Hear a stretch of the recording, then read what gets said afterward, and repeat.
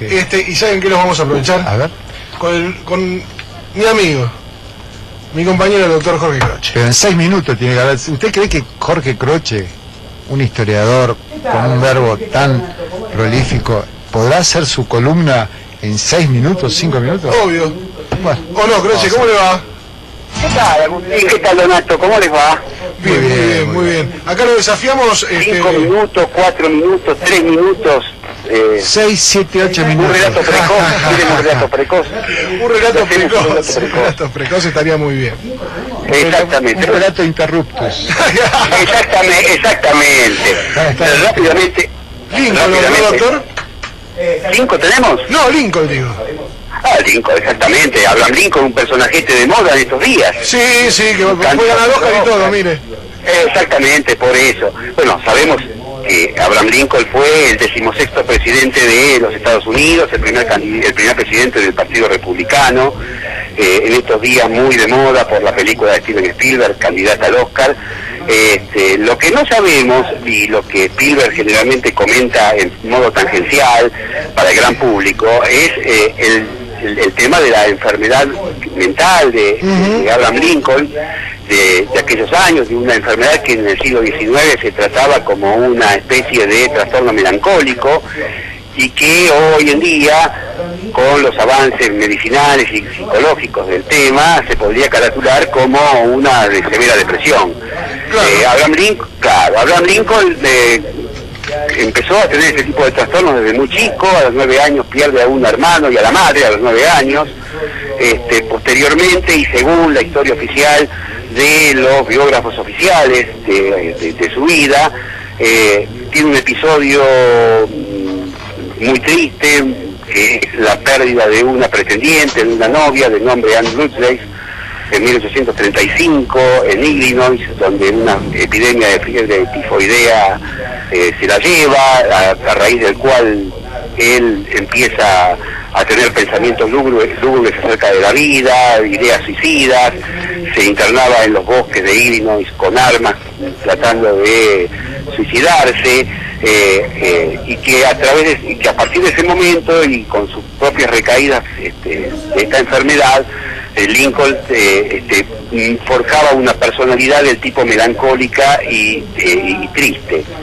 Pero no solamente el tema personal de Lincoln tenía que ver con su personalidad.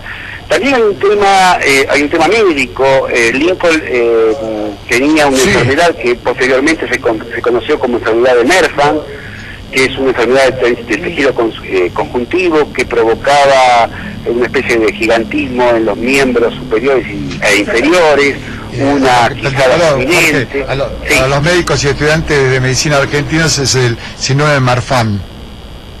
Exactamente, sí. Marfan. No, para que... Marfan, perdón. No, está bien, digo para los médicos argentinos y los estudiantes de medicina, síndrome de Marfan. Exactamente. Esta enfermedad que él mismo atribuía su tristeza, su melancolía y su depresión a esta enfermedad, no solamente fue abonada por su tormentosa vida emocional y personal, sino también por su vida política.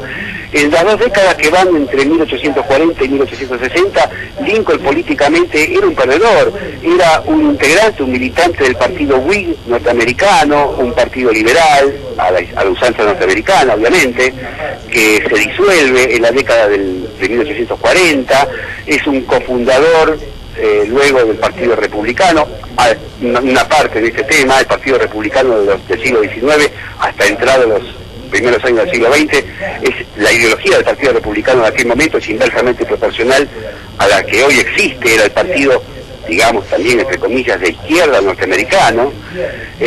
Lincoln quiere ser presidente de la legislatura local de Illinois y pierde, quiere ser candidato a senador al Congreso Federal y también pierde, quiere ser candidato a vicepresidente republicano en 1854 y no pasa la convención.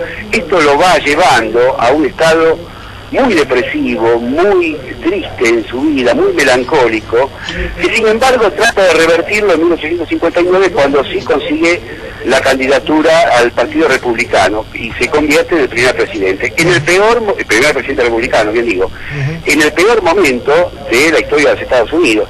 Y esto se ve también en los primeros años de la Guerra Civil. Los primeros años de la Guerra Civil, a pesar de que Lincoln manejaba un ejército pionero en armas de destrucción masiva, un ejército preparado económicamente, un ejército poderoso, pierde sistemáticamente y pierde posiciones con un ejército sureño más bien amateur, más bien insuflado un espíritu patriótico, que finalmente termina derrotado.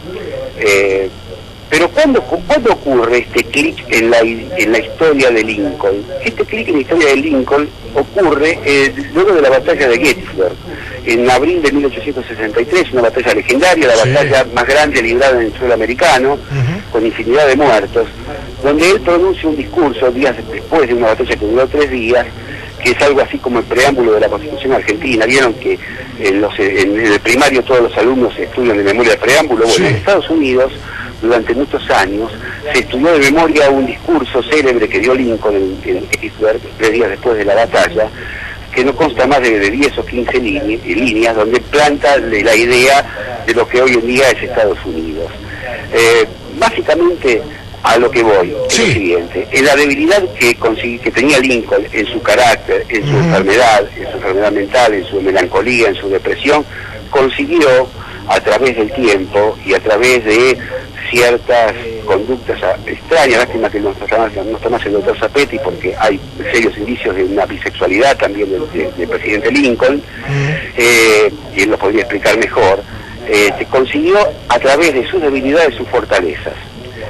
Lo que no pudo prever Lincoln, más allá de que él tenía su idea de un final trágico, era que la guerra no terminaba con una capitulación, sino que la guerra seguía. Y efectivamente, su muerte en el Teatro Ford, en abril de 1865, no es ni más ni menos que la continuación de la guerra, una conjura, una confabulación entre los sureños que buscaba no solamente eliminar al presidente, sino también al vicepresidente Johnson y al secretario de Estado, con tal de provocar una cefalía en la conducción de los Estados de la Unión, que permitieran a Jefferson Davis hacerse de nuevo cargo de los Estados Unidos.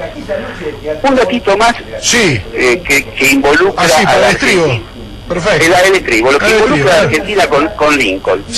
Aquella noche del Teatro Ford, el asesinato de Lincoln por parte de Botts, un actor sureño, hubo una sola testigo argentina en aquel momento. Pero esa testigo argentina tiene una particularidad: es la única ciudadana argentina con nacionalidad argentina nacida en las Islas Malvinas. Es ni más ni menos que Matilde o Malvina Bernet, la hija del comandante Luis Bernet, que nació en Malvinas en 1832. Mire qué dato, Ese dato es clave y que involucra de alguna forma a Lincoln, a su vida, con Argentina. Matilde Bernet, la hija del comandante Luis Bernet, nacida en las Islas Malvinas en 1832, casado con un norteamericano, estaba presente en